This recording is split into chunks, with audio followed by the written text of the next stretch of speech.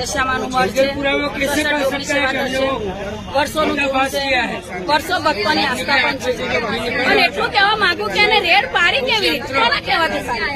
અને રેડ પાડી તો પાડી, પણ જેને એને માગ્યું તો સાબુત કેમ નહીં આપ્યો? મને સાબુત આપ્યો હોત તો હું માની શકું. એને જે માગ્યું, દવા માગ્યા, મશીન માગ્યું, તો એને પુરાવો કેમ નહીં કર્યો?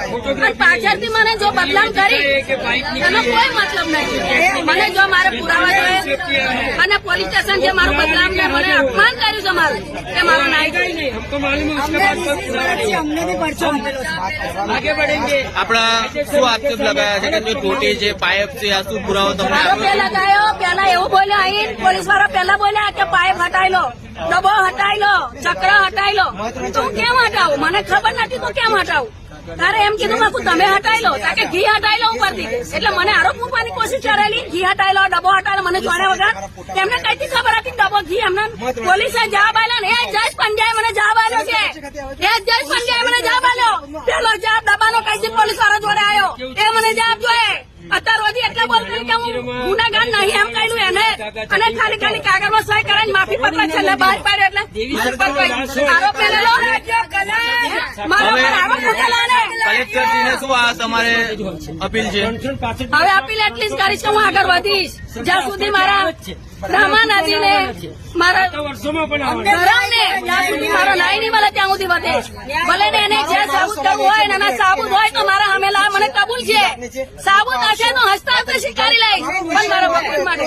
પણ સાબુત નતો તો મને કેમ એને સાબુત આપતો તો નહીં આપવાતો ને. કલેક્ટરશ્રી પાસે શું તમારી માંગણી છે? મારી માંગણી એક હત્યાનો વધી સાગર અને મારા કાર્યવાહી. મને કલંક લાગ્યો છે, મને નહીં મારા સનાતન ધર્મ ઉપર. એને જો મળેલું એક દારૂની બોટલ મળે તો મીડિયા વાળા એમ જોવે કે ના જોડે દારૂની બોટલ મળે, તો એને દબાનું માગણી કરીને ડબ્બો જોડે બતાવો જોઈએ ને. વિડીયો કેમ એટલે ટેગ ચડાયો?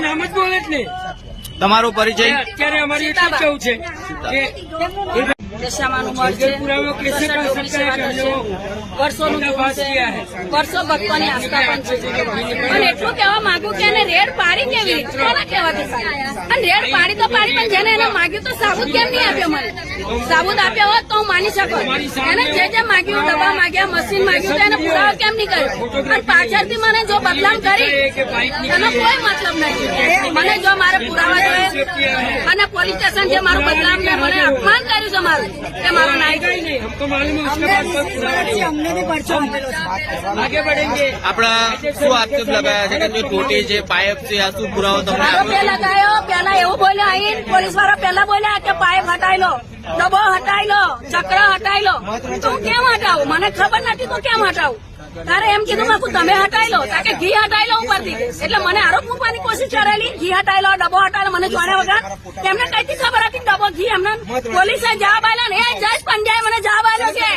એ જજ પંડ્યાએ મને જવાબ આપ્યો. પેલો જવાબ ડબ્બાનો કઈથી પોલીસ વાળા જોડે આવ્યો, એ મને જવાબ જોઈએ. અત્યાર સુધી એટલે બોલતો કે હું ગુનેગાર નહીં એમ કહ્યું એને, અને ખાલી કાગળમાં સહી કરીને માફી પત્ર છેલ્લે બહાર પાડ્યો. એટલે આરોપ મેળવેલો મારો આરોપ મૂકેલો ને. કલેક્ટરજીને શું આ તમારે અપીલ છે? હવે અપીલ એટલી જ કરીશ કે હું આગળ વધીશ જ્યાં સુધી મારા બ્રહ્મા નદીને મારા ધરમને જ્યાં સુધી મારો નાઈ નહીં મળે ત્યાં સુધી વધે. ભલે ને એને જે સાબુત કરવું હોય ને એના સાબુત હોય તો મારા હમેલા મને કબૂલ છે. સાબુત હશે તો હસતા હસતા સ્વીકારી લઈશ, પણ મારો ભગવાન માટે. પણ સાબુત નતો તો મને કેમ એને સાબુત આપતો તો નહીં આપવાતો ને. કલેક્ટરશ્રી પાસે શું તમારી માંગણી છે? મારી માંગણી એક હત્યાનો વધી સાગર અને મારા કાર્યવાહી.